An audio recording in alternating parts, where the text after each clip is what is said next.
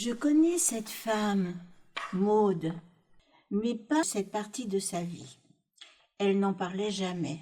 C'est en ouvrant une boîte trouvée après son décès que j'ai découvert pourquoi et comment elle est arrivée seule à Grenoble en 1943, alors qu'elle est née à Saint-Nazaire 22 ans plus tôt. Maude s'est mariée à Eugène en 1938. Elle avait 17 ans. Premier amour, grand amour. Quelques mois plus tard, la guerre est déclarée. Eugène est appelé au front. Saint-Nazaire est occupé. Eugène arrêté par les Allemands et emprisonné. Maude est seule. La ville est bombardée nuit et jour et son immeuble en ruine. Sa mère vit à Valence en zone libre. Maude veut la retrouver. Elle n'a pas d'autre refuge. Le voyage est difficile. Il faut franchir la ligne de démarcation. Sa mère l'accueille froidement. Elle refuse de l'aider. Elle lui donne l'adresse d'un de ses anciens amants qui vit à Grenoble. Il pourra lui trouver un logement et un travail, peut-être. À Grenoble, l'hiver est déjà là. Elle entre dans le premier bar en face de la gare. Il y a du monde. Des chasseurs alpins, sans doute en permission, sont accoudés au bar. Elle demande un café. L'un d'entre eux s'approche, sourire aux lèvres. Elle lui sourit en retour. Elle l'autorise à s'asseoir. Il tombe sous son charme. Il l'écoute, il la rassure.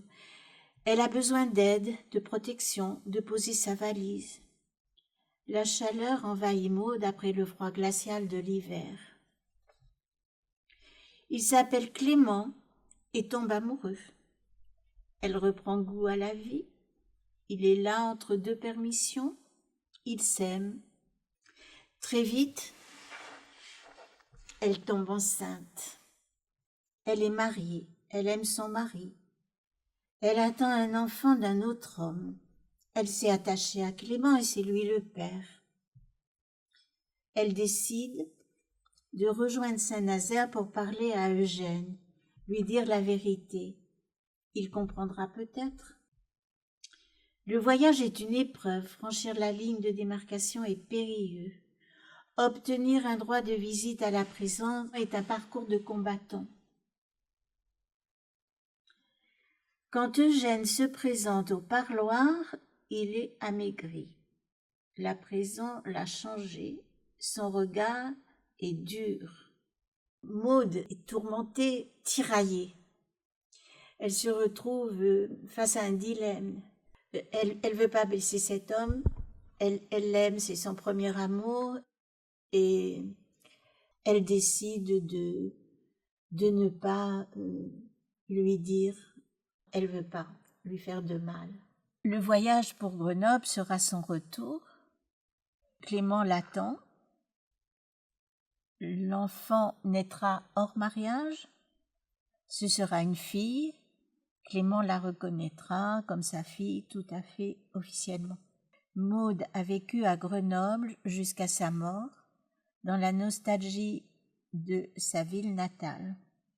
La mer lui manquait, les montagnes l'étouffaient, mais là était sa famille. Maude est ma mère.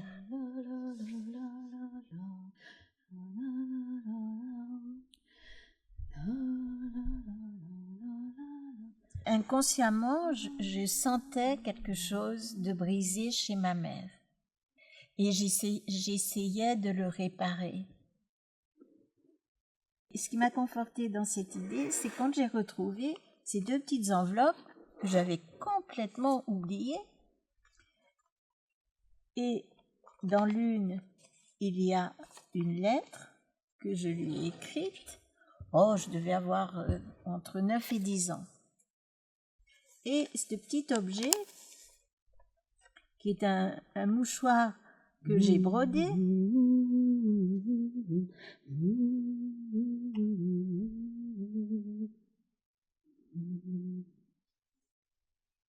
Ma chère maman, maman, tu es de taille moyenne.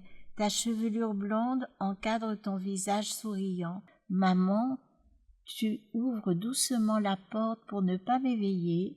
Tu te penches sur mon lit et m'embrasses tendrement sur le front. Ce baiser me réveille et je t'embrasse, te serrant bien fort dans mes bras. Bonjour ma poussette, lève-toi, le réveil a déjà sonné, tu vas être en retard pour l'école. Je me rappelle que quand j'étais toute petite, me prenant par la main, tu me menais à l'école pour la première fois. Sautant à ton côté, je te posais une foule de questions. J'étais contente, mais toi tu étais inquiète car tu avais peur que je pleure. Dans la cour, tu me dis adieu.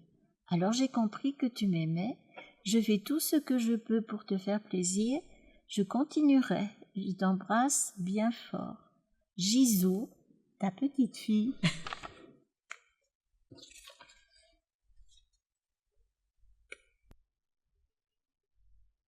À la claire fontaine m'en allant promener, l'eau y était si belle que je m'y suis baignée. Il y a longtemps que je t'aime,